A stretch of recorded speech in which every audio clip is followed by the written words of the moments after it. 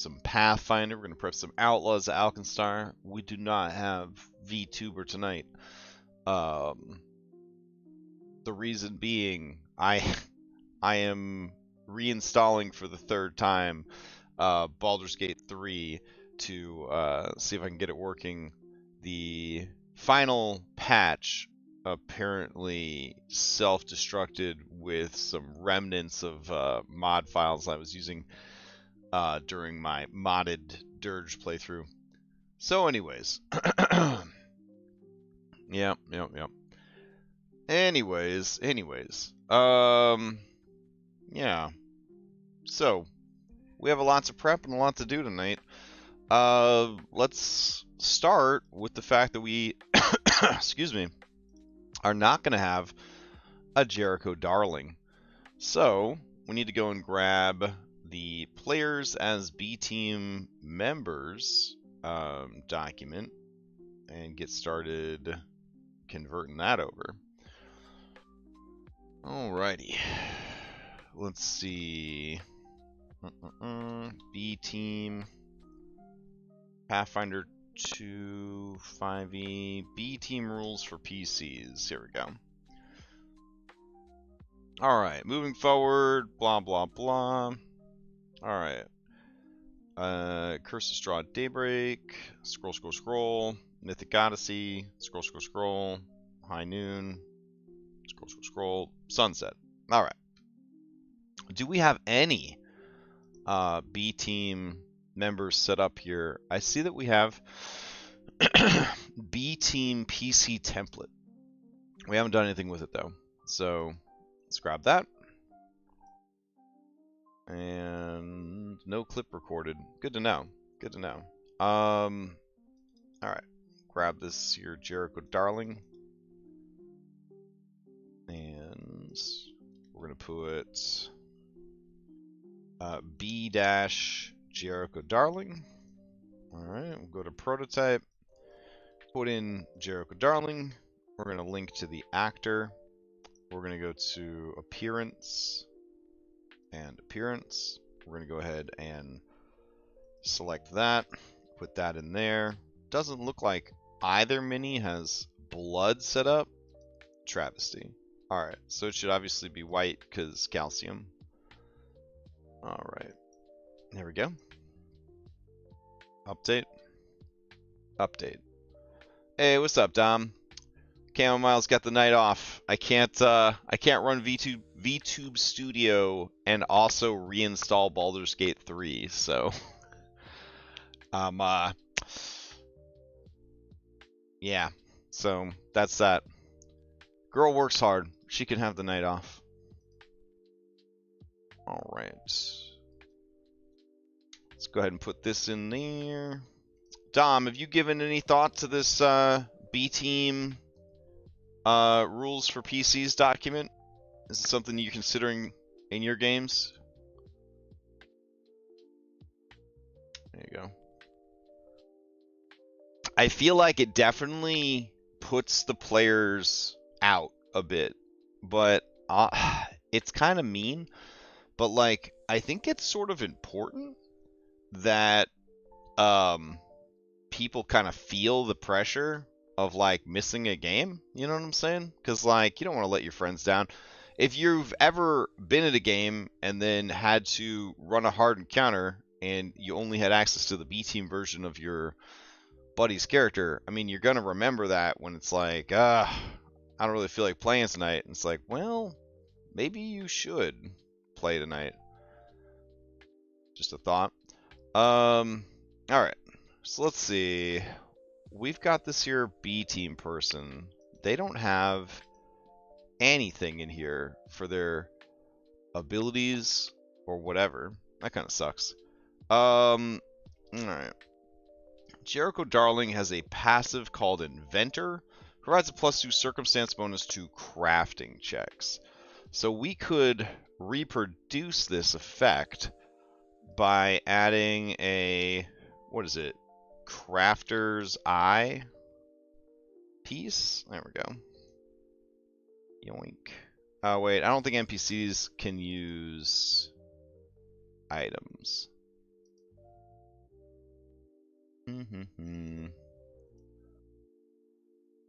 Alright, so get that out of here. How do we recreate this effect? This rugged metal eyepiece, blah blah blah, you gain a +1 item bonus to crafting checks. Details, mystification, rules. Here we go. So how do we create a rule that we can spit out into chat so that people can benefit from it? That's the question. Alright, we're going to go over here. We're going to go to passives. And this one's going to be called Inventor. And then, let's see, B Team Jericho provides a +2 circumstance bonus to crafting checks for all PC allies. And then we grab that, we format that, and we hit save. Now we go over to rules, and we should be able to copy pasta this shit over there, right? If we want to add something new, so, alright. This is adding an active-like effect. We want to add a flat modifier. There we go. New rule, flat modifier.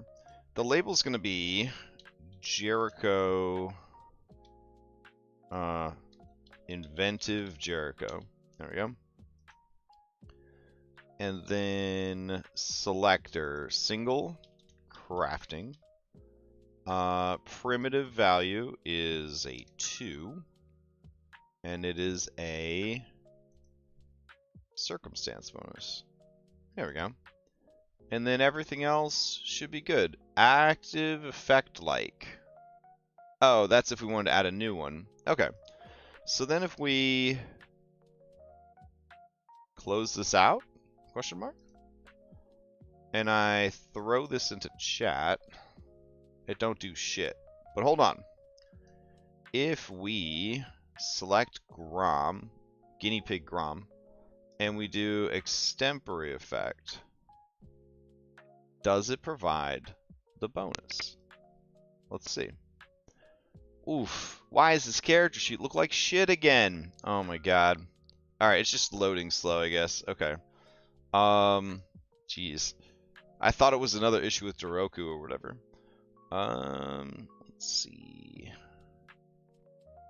Go over here. Go to make a crafting check. And it does not add the circumstance bonus from her thing. Effects. Alright. Inventor.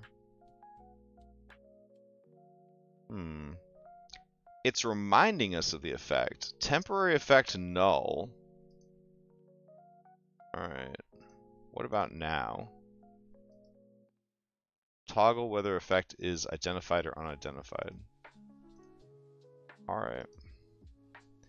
Since it's not a full side hustle for me, I'm okay with canceling for missing 2 or 3 people if it's an important session.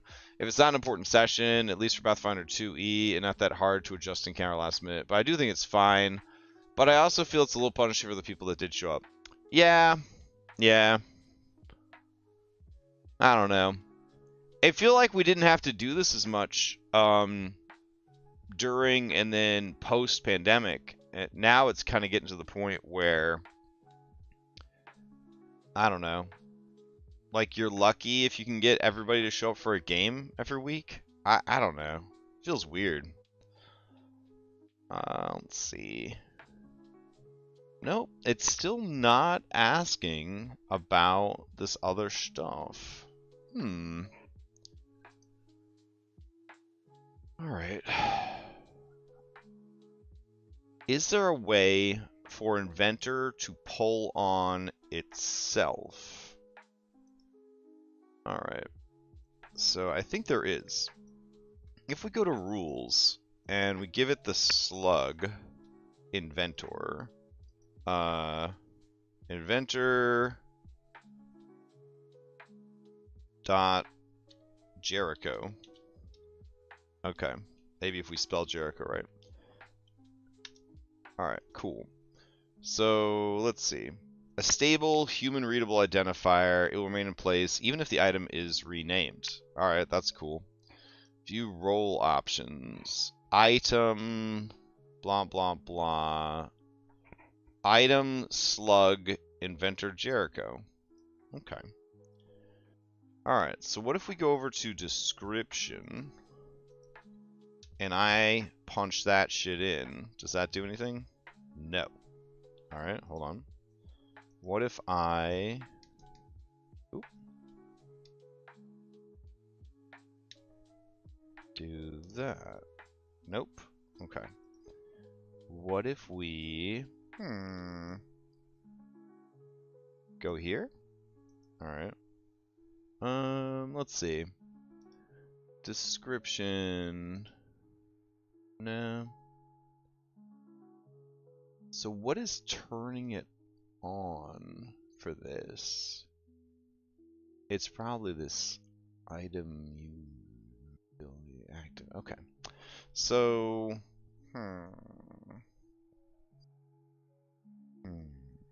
what does guidance look like under the hood? Guidance. The spell.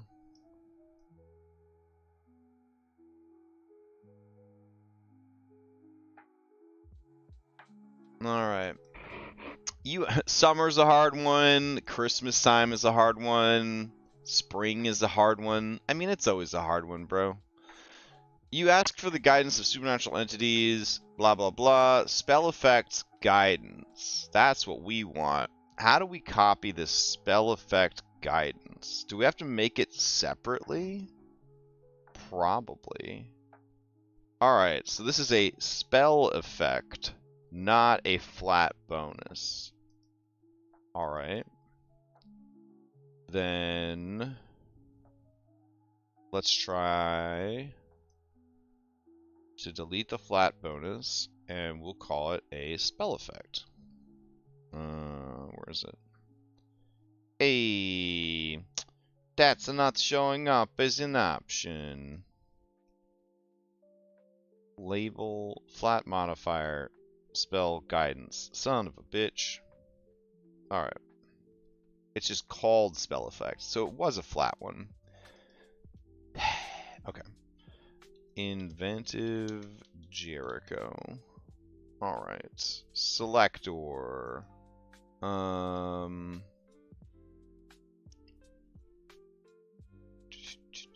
Crafting. Okay.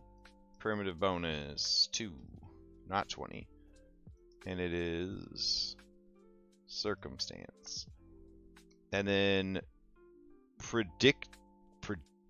Predicate guidance.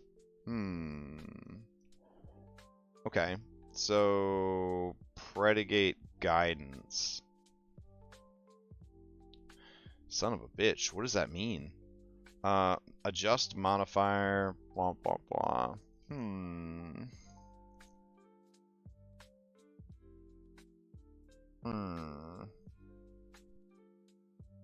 Key, ampersand. How do we get this effect onto... Because, like, we're able to reference the effect, right? That means that spell effect guidance is different than guidance. Haha. They're two separate things. So when we create an item, you can... you create an effect. An effect is different. Okay. So this would be inventive Jericho. Create. Okay. Alright. So then we would... I know this looks like a hot fucking mess, but hold on. Hold on. Alright, grab this. Put that shit right here. Okay. And then we go to the rules here. Yeah. and it's a flat modifier. This is where I guess we would put the stuff. All right. Inventive Jericho. Nice. New rule. Inventive Jericho. Single. Crafting. Primitive. 2. Not 20. And circumstance. All right. So we have Inventive Jericho, the spell effect. Okay. So now we should be able to drag Inventive Jericho over here and hit save. Ah! Okay. So now when we post this shit into chat, there's a button for Inventive Jericho. All right. So then close close everything. We should be able to select Grom, control click. Ah, did I uninstall that mod? Son of a bitch. All right, drag it over. All right. And then we got Inventive Jericho, the stats effect. Sweet. Okay. And now, when he goes to do crafting, he has a +2 Inventive Jericho bonus. Ha! Ha ha! Alright, so we did it.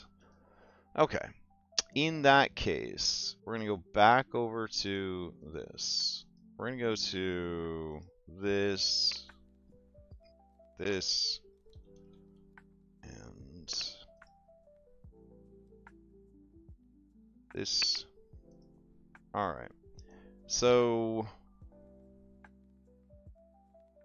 go back over here, turn this off. Alright. Throw this into chat again. Got Inventive Jericho. Gonna drag that shit over. Hey, a little Jericho appears. Alright. Beautiful. That's exactly what I wanted it to do. Alright. Go to modules. We're gonna go to control. I thought I had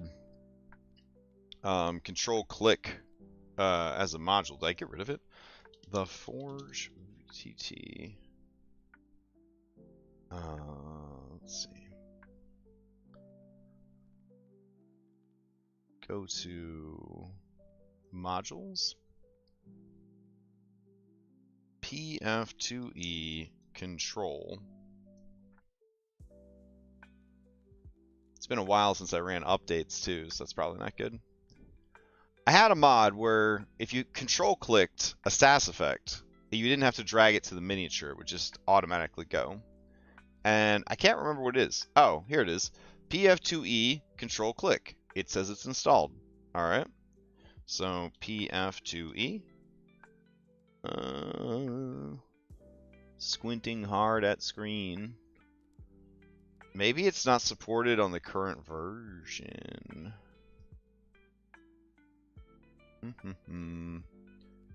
Minimum core version 11 and compatible core version 11. I see.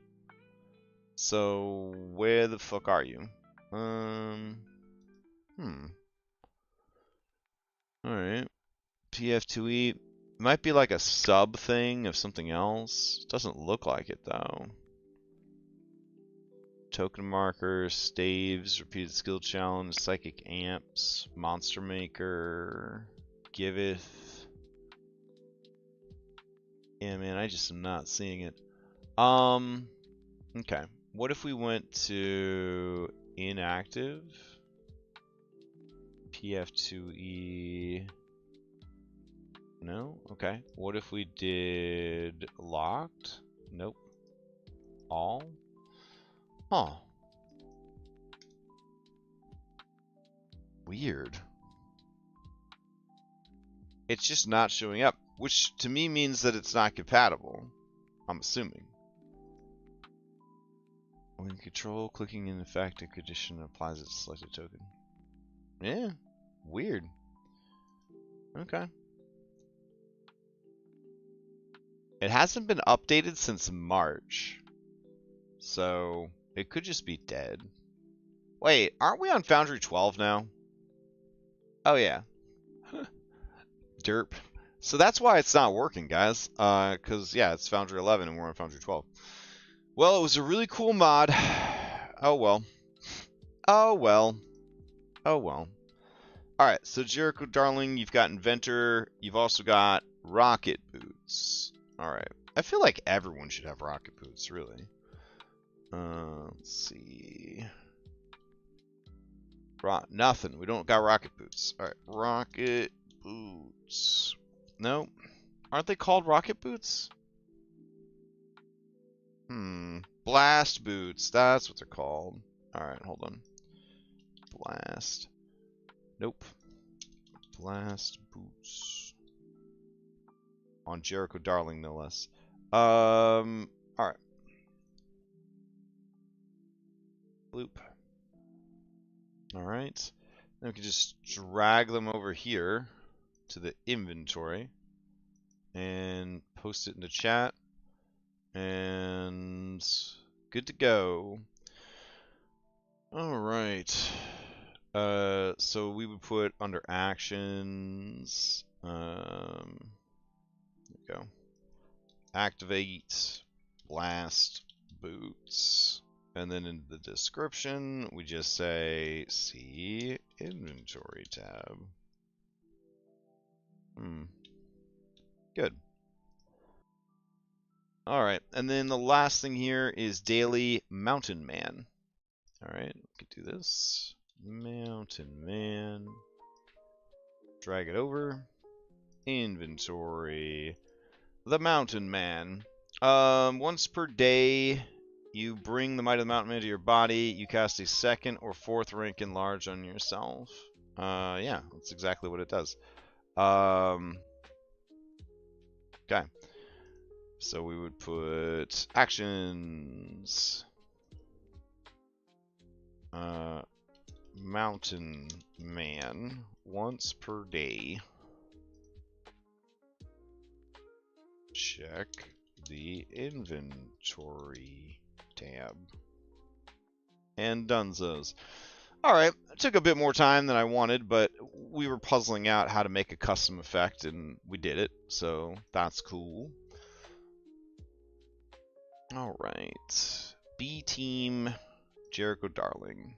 Perfect. You are benched, and you are out and about. Okay, so now what? What is going on in the adventure proper?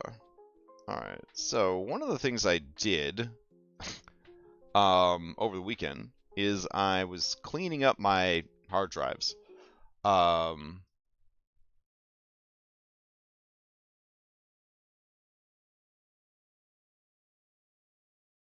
Hello?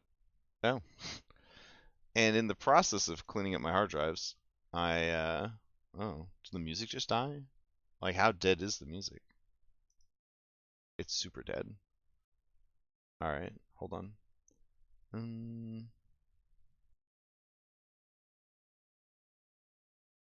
Weird flags. Let's see. Yeah, but I have been having some troubles with the computer, which is disheartening. Like right now, where I've got an Explore window open and it's just crashing on me. I'm not sure what that's about.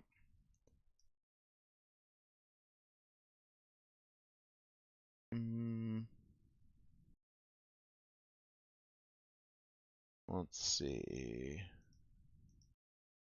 Oh, that shouldn't have taken so long to open. That's okay though. Let's see.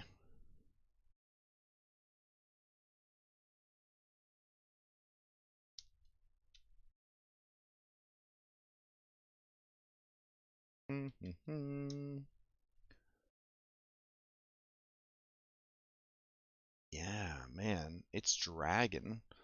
Now, it could be dragging because it's trying to install a 150 gig game in the background. That could be part of it. Let me see.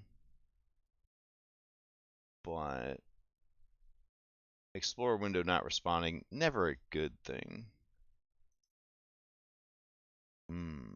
Okay. I guess I could just go to YouTube, put on music from there.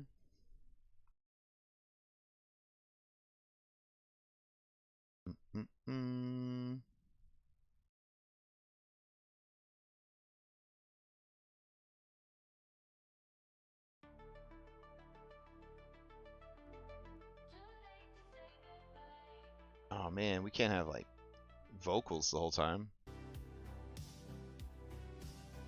Hold on.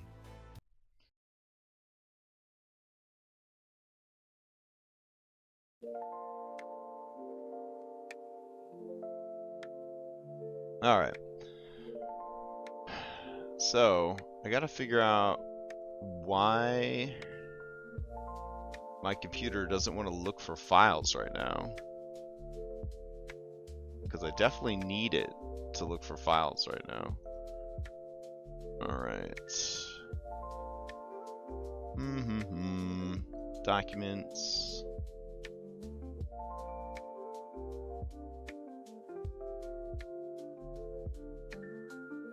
Buddy, I really need to grab, you know, the Outlaws stuff. If we could just do that real quick. No? Nothing? Alright, cool. Let's see.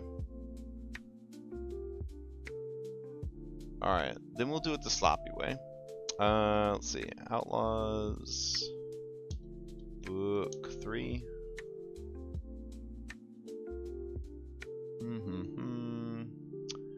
So, I have some book 3 notes we can go off of.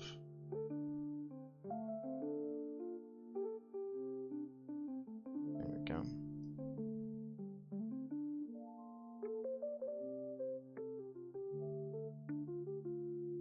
Okay.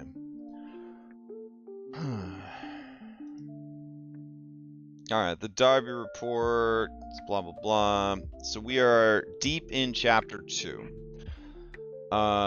Emilet Wagon could have the following formulas for his items. Parsis, if spared at end of chapter 2, could teach PCs the archetype Clockwork Reanimator.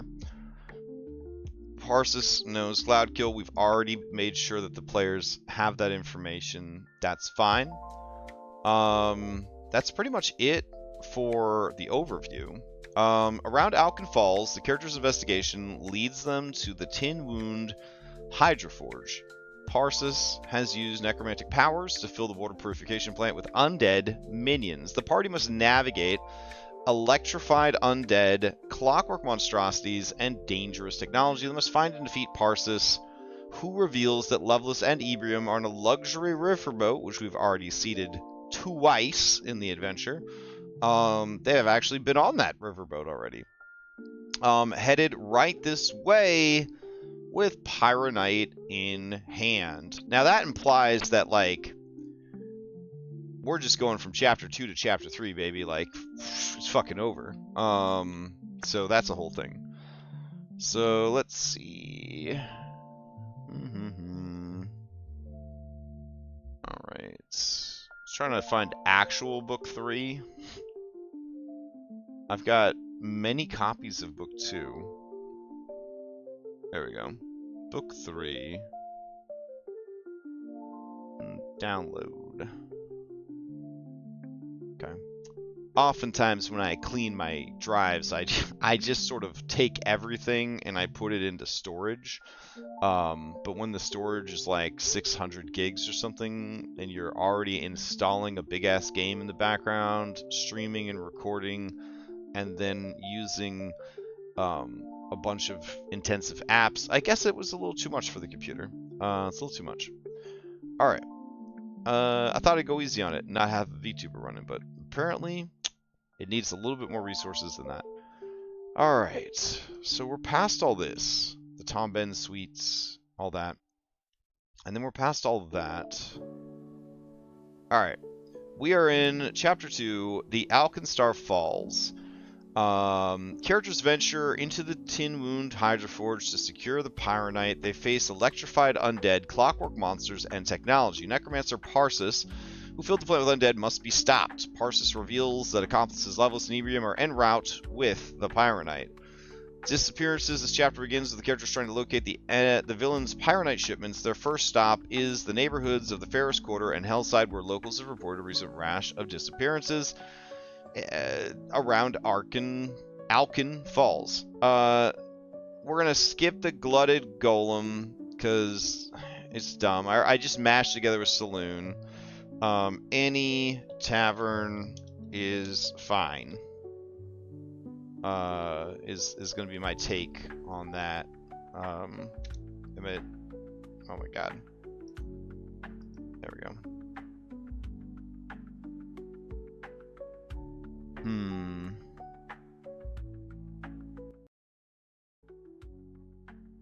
And then let's see.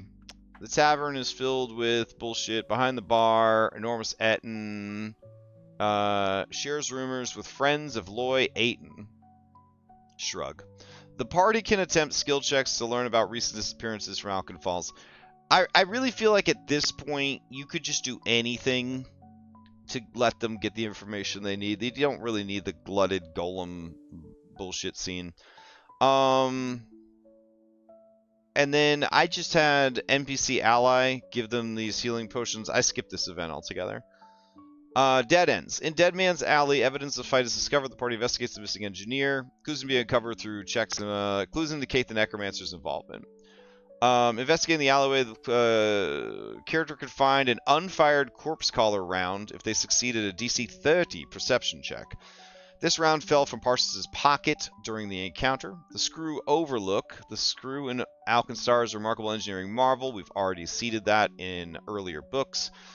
Incredible Emilet's traveling medicine show recently set up on the viewing platform to sell dubious medicines. Emilet, a self-taught alchemist with performers under his employ, used potions to enhance the physical abilities during sales pitches. Parsis, seeking heads for his experiments, sent shock zombies to kidnap Emilet, who managed to escape but was killed in the process. The remaining medicine show employees are packing up to leave, fearing arrest for selling questionable wares. They hired mercenaries who couldn't find Emilet, so they planned to skip town, leaving his wagon and mobile laboratory behind. Farnell, the group's unofficial leader, offers a reward to anyone who can locate Emilet. The following locations correspond to the Screw Overlook map on page 26. Emilet's wagon, Emilet's laboratory. Okay. Emilet escaped here after kicking out the stopping block that kept the wagon in place. He hoped to lure the zombies in, open the Dezulan cage, and trap them inside the wagon. The electric sparks emitted by the zombies enraged the Desolons. They attacked both Emilet and his zombies, each consuming one creature before retreating to their cage. Characters entering the wagon must attempt a fortitude save against the Desolon's stench aura. What the fuck? Alright. That seems like a lot of bullshit, I'm gonna be honest. Alright, let's see.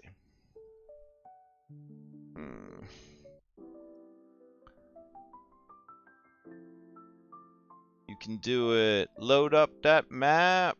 What? Alright, we got 15 minutes till the game, and I have no idea what's going on. Let's see. Emilet's wagon. Secret stash. Alright. Where's all Emilet's homies? Wistful citizen? Oh, man. Where's Farnell? Oh, my God. Alright, what's happening over here? Oh, okay. This is like, it's like a dungeon in broad daylight. Alright. Captured Desolon. These are weak, level 9 creatures. Jesus Christ. They shoot acid. Yikes. And his crew is like, fuck it, we don't know what to do. This is weird. It feels kind of weird. It's not the strongest narrative Gotta be honest. Alright. So we get Farnell out there. And then he's got some homies with him. Let's see. God, everything's running so slow tonight. Okay.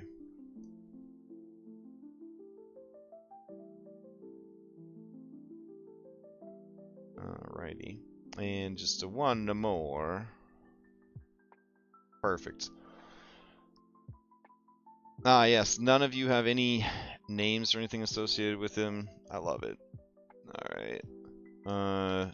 Joy Chaser Joy. That's her name. Perfect. Alright. So, prototype. Turn that on for future stuff. Great. Alright. Citizen, Farnell. Joy Chaser Joy. Alright, beautiful. So they're having a time over here. Party's asking about them. They go over there. I guess I'm having trouble parsing, as it were. Like, why even bother having this encounter? I don't know. There's a lot of encounters that happen in Pathfinder where I'm like, why did we bother having this encounter at all?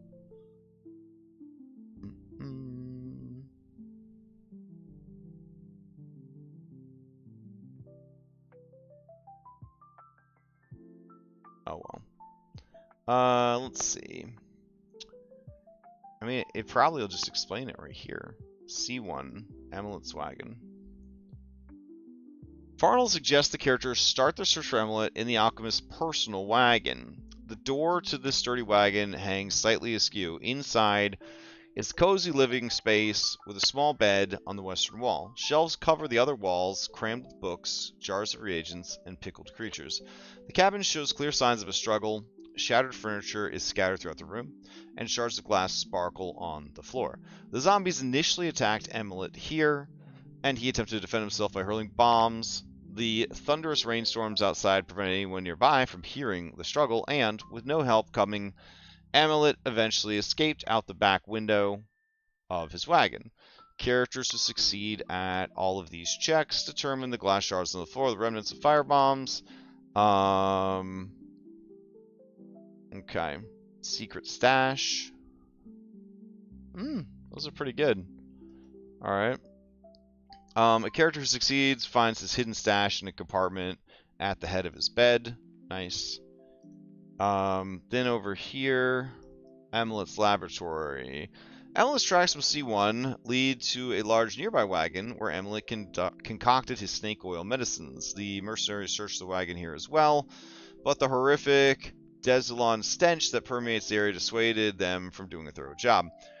I think this would be a better play if they have posted an ad for mercenaries, but the mercenaries have not shown up yet, and then the parties can show up and, like, be the mercenaries. I think that works a little bit better. If the characters search outside the wagon before entering, they notice a stopping block holding the wagon wheel in place was kicked out, though it is still currently stationary. A character who succeeds in engineering lore determines that weight shifting inside the wagon could cause it to roll all the way down the hill at any moment. This large wooden wagon sits near a hill at the very edge of the plaza. Inside the wagon is filled with overpowering putrid stench. Large workbench is covered with test tubes and glass speakers. Sign on the door reads, "Danger, keep out."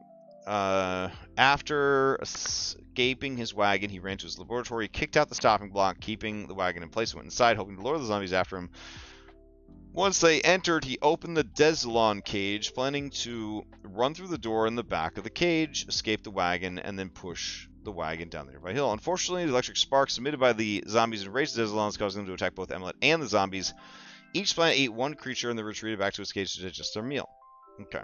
The character enters the wagon, blah, blah, blah, succeeds alright, Desolon is on the floor.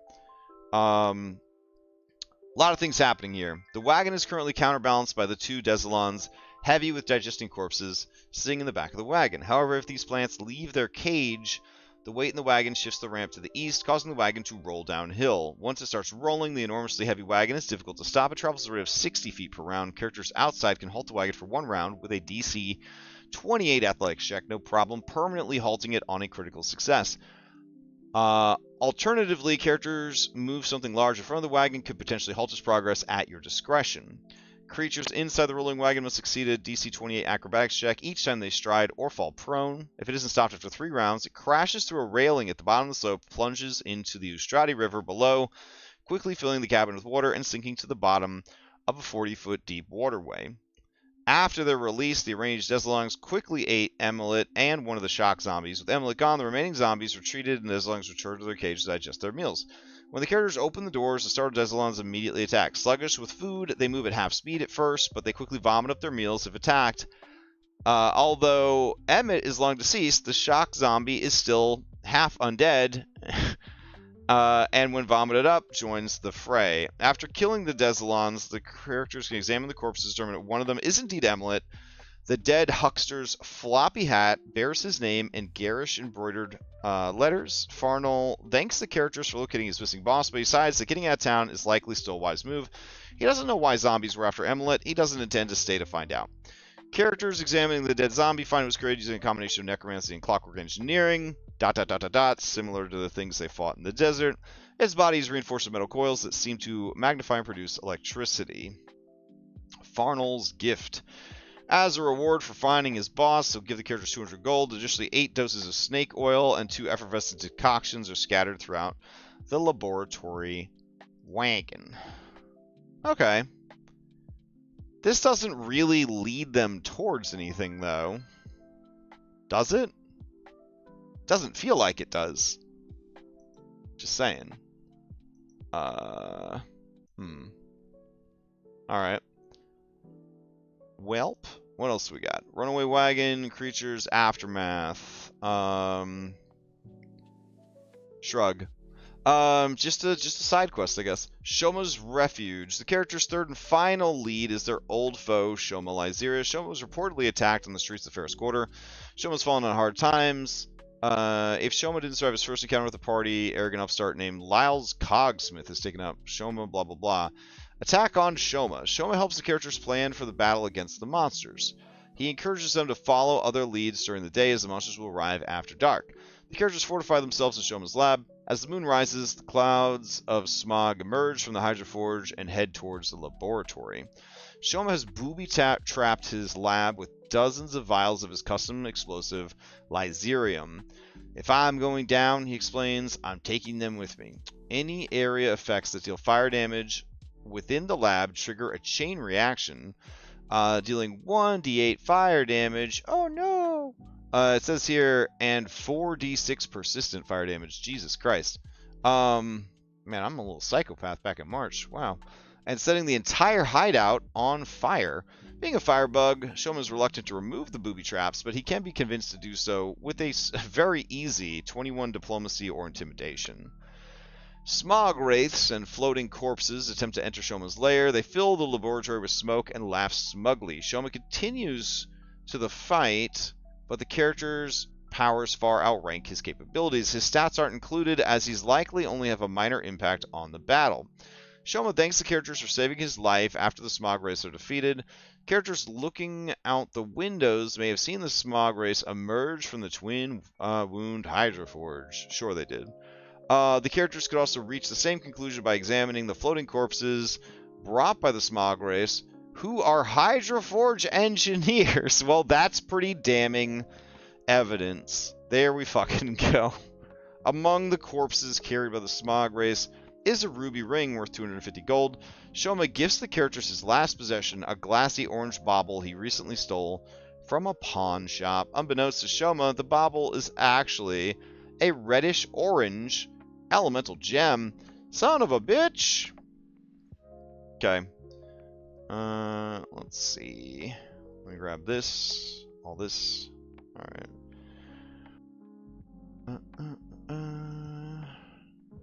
Alright.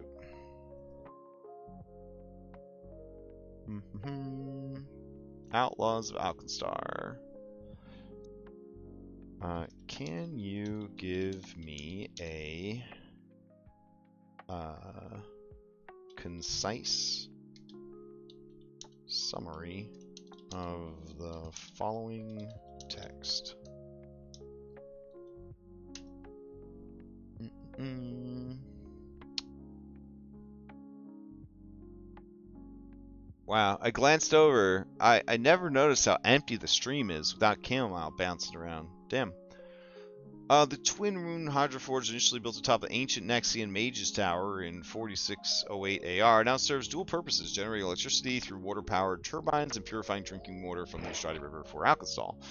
Recently, under orders from Loveless, Parsus led a zombie horde to capture the Hydroforge. Although Loveless publicly plans to detonate Pyronite within the Hydroforge,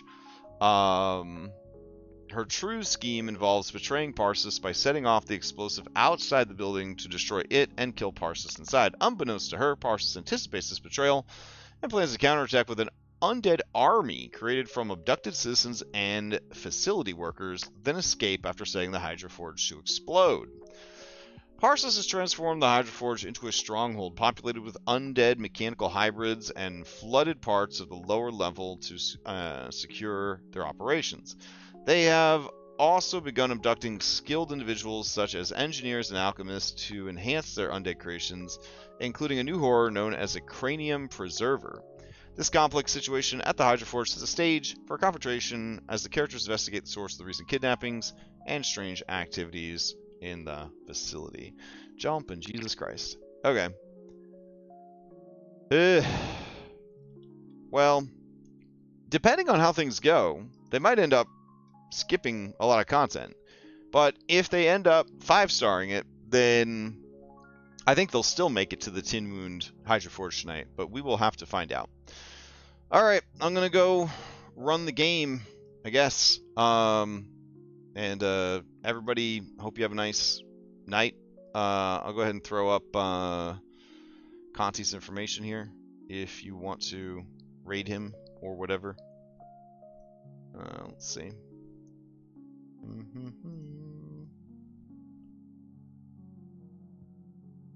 Maybe.